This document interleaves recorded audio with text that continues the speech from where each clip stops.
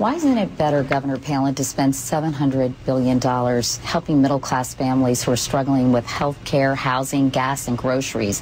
Allow them to spend more and put more money into the economy instead of helping these big financial institutions that played a role in creating this mess. That's why I say I, like every American I'm speaking with, we're ill about this position that we have been put in, where it is the taxpayers looking to bail out. But I personally believe that U.S. Americans are unable to do so because helping the it's got to be all about job creation too, shoring up our economy and putting it back on the right track. So healthcare reform and reducing taxes and reining in spending has got to accompany tax reductions and tax relief for Americans. And trade, we've got to see trade as opportunity, not as a competitive, scary thing. I believe that they should, our education over here in the U.S. should help the U.S. or should help South Africa.